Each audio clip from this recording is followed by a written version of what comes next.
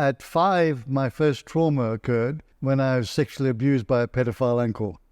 And that left a scar on my psyche for about 30 years. It took me 30 years to heal from that. And then we moved to Australia, turned 20 and had to register for the draft because the Vietnam War was on.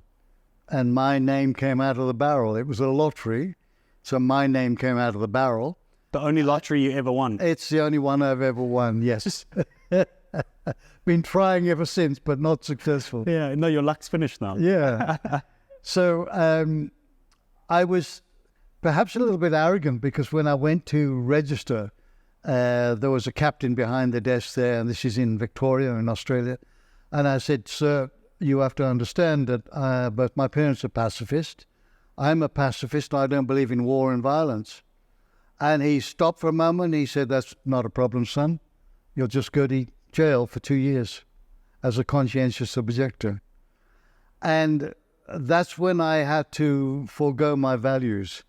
I discarded my values because I couldn't conceive at 20 years of age rotting away in a jail for my beliefs. These days, I would do it at the drop of a hat. But at 20, I really couldn't conceive of my friends. I was the only one out of a group that was called up. They were all out there having fun, motor racing, chasing girls, getting engaged, moving up the corporate ladder, and I would be rotting away in a jail cell. So I said, "Okay, I'll go." Well, I said, "Can I have a little bit of time to think about it, a couple of days?" He said, "You've got a couple of minutes." That was it. I take full responsibility.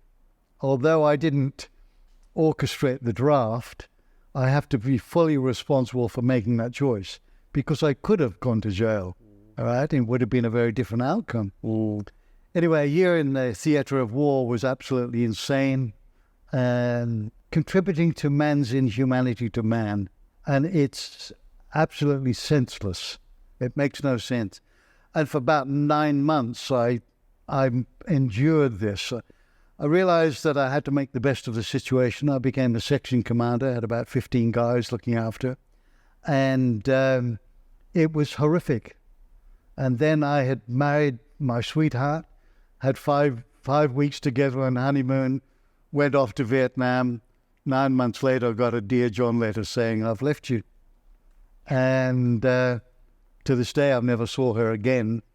But that night, in all the grief and all the horror, I took my SLR, self-loading rifle out. We're out in the boonies, there's a lot of stuff going on. And I put the butt of the rifle into the ground, the barrel on my head, and I pressed the first pressure on the trigger. And all I could think about was blowing away my misery, the pain, the trauma. And fortunately, a mate of mine came out of the tent for a pee, saw me sitting there. It was a little bit open space and moonlit night, and he just calmly sat down opposite me and said, "How long you been here?" And I said, "Through my grief," I said, "about 20 minutes. And he leant over, took the rifle, ejected the bullet out, said, "I know you, Purcell. You're definitive. You move into action. You've kept us alive for all this time. If you were going to do this, you'd have done it 20 minutes ago." And he was right.